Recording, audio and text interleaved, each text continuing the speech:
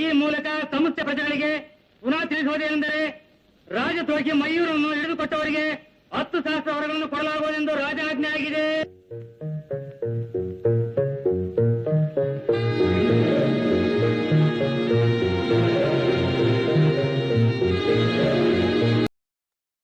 ನಮಸ್ಕಾರ ವೀಕ್ಷಕರೇ.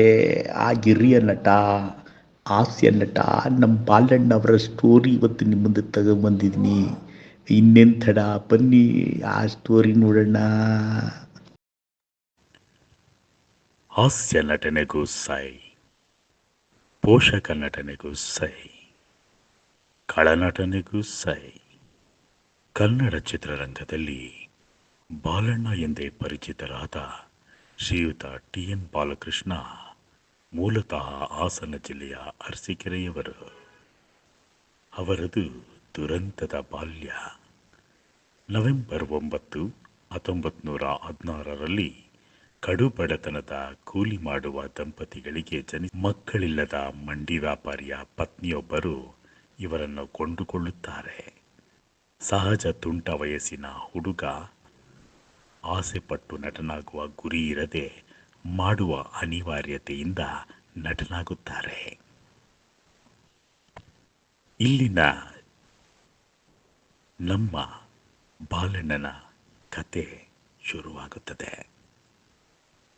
ಅವರ ಕಲಾ ಜೀವನ ಮುಂದೆ ಜೀವನ ಪೂರ್ತಿ ಕಲೆಗಾಗಿಯೇ ಬದುಕಿದರು. ನಾಟಕ ಬರೆದ್ರು, ನಿರ್ದೇಶಿಸಿದ್ರು, ಸಿನಿಮಾದಲ್ಲೂ ಅಭಿನಯಿಸಿದ್ರು. ಇವರು ಮಾಡದ ಪಾತ್ರವಿಲ್ಲ.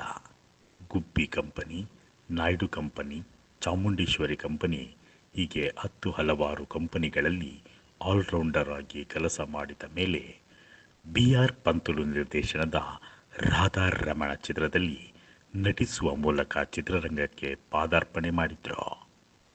ಇವರು ಕನ್ನಡ ಚಿತ್ರರಂಗ ಅವಸಾನದ ಅಂಚಿನಲ್ಲಿದ್ದಾಗ, ಅಂದರೆ 60ರ ದಶಕದಲ್ಲಿ ಕನ್ನಡ ಚಿತ್ರಗಳ ಸಂಖ್ಯೆ ಗಣನೀಯ ಮಟ್ಟದಲ್ಲಿ ಕುಸಿದಾಗ 4 ಜನ ಗೆಳೆಯರು ಒಟ್ಟಿಗೆ ಸೇರಿ ಒಂದು ಚಿತ್ರ ನಿರ್ಮಿಸಿದರು. ಅದೇ ರಣಧೀರ ಕಂಠೀರವ. ಕನ್ನಡ ಕಲಾವಿದರ ಸಂಘ ಬ್ಯಾನರ್ ಅಡಿಯಲ್ಲಿ ಕನ್ನಡ ಕಲಾವಿದರೇ ನಿರ್ಮಿಸಿದ ಚಿತ್ರ. ಜಯಲಲಿತಾ ಅವರ ತಾಯಿ ಸಂಧ್ಯಾ ಈ ಚಿತ್ರದ ನಾಯಕಿಯರಲ್ಲಿ ಒಬ್ಬರು. ಕನ್ನಡ ಚಿತ್ರರಂಗದಲ್ಲಿ ಹಾಸುಹೊಕ್ಕಾಗಿ ಶ್ರಮಿಸಿದ ಬಾಲಣ್ಣ ಕನ್ನಡ ಚಿತ್ರರಂಗದ ಸ್ವಾಭಿಮಾನಕ್ಕಾಗಿ ಕರ್ನಾಟಕದಲ್ಲೇ ನೆಲೆಯೂರಲು ಅಭಿಮಾನ ಸ್ಟುಡಿಯೋ ಬೆಂಗಳೂರಿನ ಕೆಂಗೇರಿಯಲ್ಲಿ ಸ್ಥಾಪಿಸಿದರು. ಕರ್ನಾಟಕದಲ್ಲಿ ಬಾಲಣ್ಣ ಅಜರಾಮರ.